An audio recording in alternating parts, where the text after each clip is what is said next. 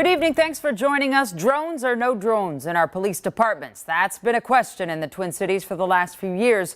But in other parts of our state, drones are already an important tool in law enforcement. In just the last few days, one rural sheriff's office says they even helped save a man from an oncoming train.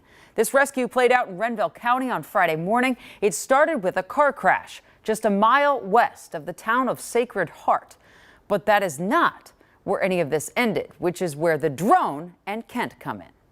Yeah, Jana, when the Sacred Heart Fire Department responded to that rollover, they found a car on fire, but they couldn't find the driver anywhere. So they called in the Renville County Sheriff's unmanned aerial vehicle, aka drone, and it's far from the first time that the drone has delivered. Over the last few years, the Renville County Sheriff's Office has used drones to locate a wayward steer in a cornfield, examine a washed-out road after a car steered into trouble, and to steer deputies right to a runaway criminal using thermal imaging. And now that same UAV technology has helped them steer clear of tragedy. And I could just see an individual, like a heat signature on the tracks that was kind of stumbling back and forth. Investigator and drone pilot Jeff Nelson says by the time he switched the camera back to normal video on Friday morning, that man had collapsed directly on those train tracks about a mile from where he had rolled his car. That's kind of what these tools and like the UAV is out there for, is just to help us in these emergency situations where we can quickly survey a large area. And in this case, we were probably within 5 minutes able to spot this guy in the tracks, get that train stopped and get down there and get him immediate care. And if a train's going, they're moving along, they're going to have a hard time, I would imagine, stopping if they saw him last minute. That kind of rapid response may sound unheard of in the Twin Cities, where Minneapolis and St. Paul are still weighing public comment on police drone policies. But the number of local flights are still definitely on the rise. How often are you using this?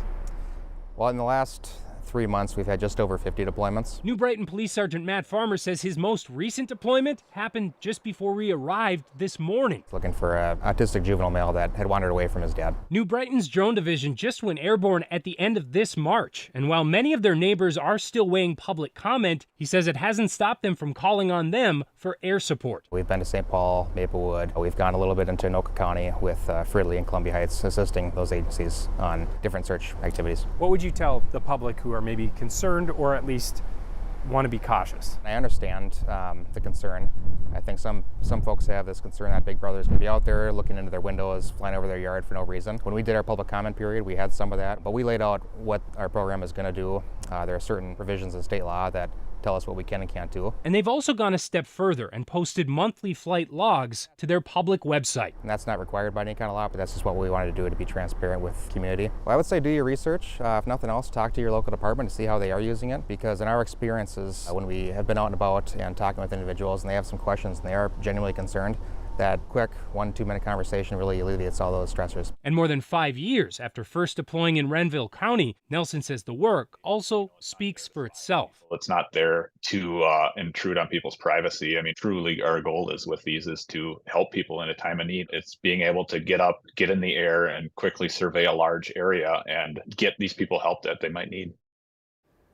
Now back to that rescue for a minute. The man located on the tracks was airlifted to Centracare Hospital in St. Cloud. We do not have an update on his condition. I'm told, though, that the State Patrol is investigating that crash. And Jana, I just also want to quick say that I got a call from St. Paul Police here in the last few minutes, and that public comment period, it's over. So they are training their officers, and they have had a couple of flights already, I'm told, in just the past few days. That's how quickly some of this is happening with drones right now. All right, well, you've definitely got breaking news on Breaking the News, Ken, so you win the prize today. Thanks so much. We appreciate it. Yeah. Now let's check